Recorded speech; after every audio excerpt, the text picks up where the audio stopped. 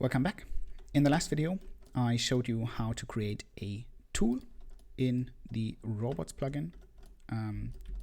The tool is both an offset that we can set with the TCP input, as well as a mesh or some sort of geometry that we can use to visualize the tool. In this video, we will look at other ways of using geometry to create robot targets, so the coordinates that the robot actually moves to, and how we can also use certain features of this geometry to also drive our robot motion and especially the orientation of our robot.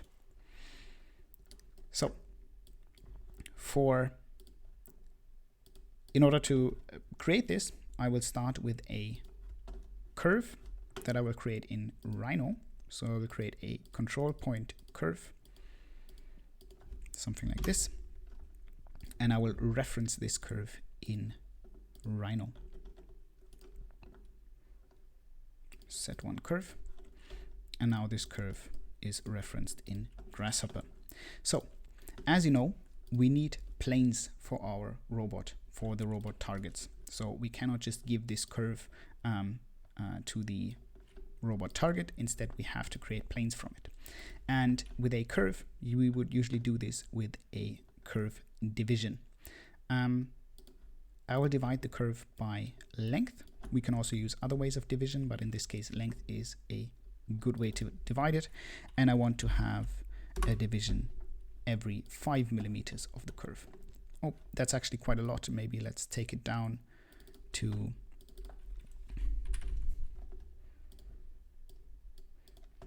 every 50 millimeters.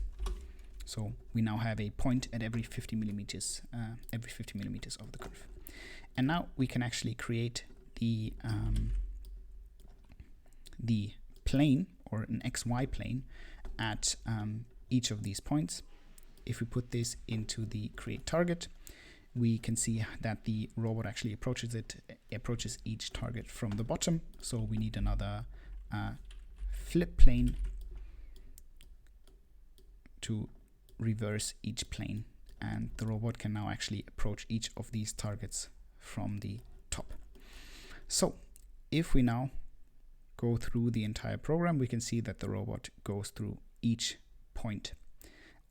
We can also see that the robot does not change its orientation, so the tool always stays in the same orientation no matter what this curve is doing. And there are many ways we can go about changing this and actually having our tool actually conform to the geometry that we're using. I will show you this with this example where we actually look at the curvature of the curve and rotate the tool according to the curvature of the curve. In order to do this, I will use the horizontal frame component, and I will input the curve and then also the parameters that we got from the division of this curve.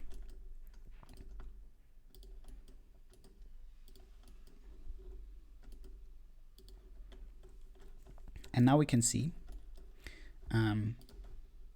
before each curve, each plane had the exact same orientation.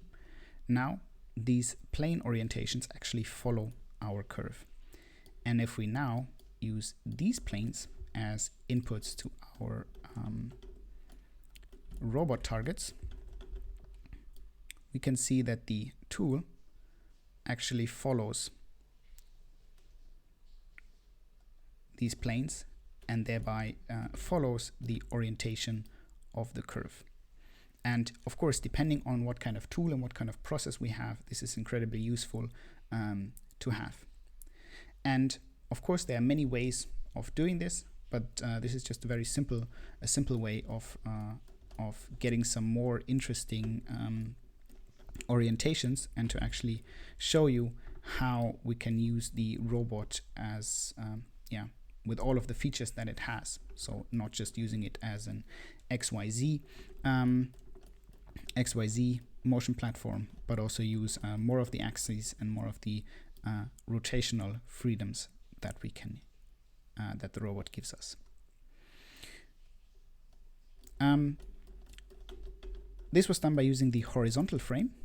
There are also other ways of other frames that we can use to iterate through a curve. I will also show you the perp frame, so the perpendicular frame.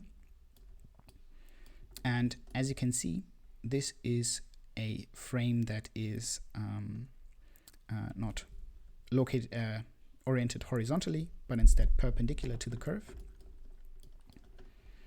And if we use this as our input, we can see that the robot follows these curves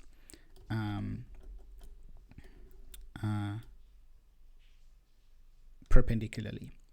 And here we have a very good demonstration of robot singularities. So as you can see, the robot does this very weird motion here, and there might not be any obvious reason for it. So we can see that this plane has the same orientation as this plane. There would be no reason for the robot to actually rotate at this position. However, this is a very common thing in robot programming, and it's called a singularity, which basically comes or happens when we have when the different joints and different angles of the robot basically align. And then we get these positions in which we get these weird motions. And this is something that we need to look out for, because of course, depending on what you're doing with the robot, this might be catastrophic if it suddenly does a motion like this, and you are, for example, milling something or doing any other kind of manipulation that can cause damage.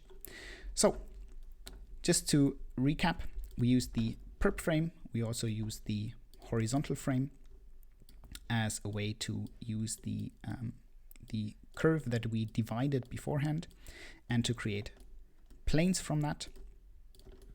And this shows us how we can use geometry and the orientation of geometry. In this case, it's the curvature of the curve, to actually drive the orientation of our robot. All right, in the next video, we will go over some more ways of, or rather, we will go over how we can get a confirmation on the robot, so that we can't just send something to the robot and the robot immediately starts, but instead we will have a confirmation box that pops up, and we can then press it on the robot pendant before it starts moving.